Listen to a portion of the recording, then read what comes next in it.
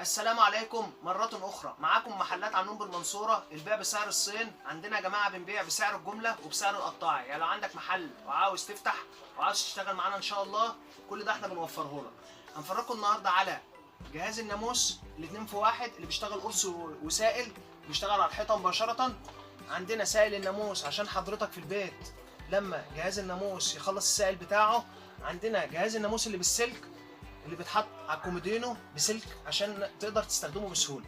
وعندنا كمان اخر منتج معانا مضرب الناموس اللي هتحتاجوه الايام اللي جايه دي يا جماعه ان شاء الله كتير جدا، عشان خاطر الناموس منتشر بغزاره. هنفرجكم معانا على الاجهزه المتاحه معانا، وفي اخر الفيديو استنانا عشان هنقول لك السعر.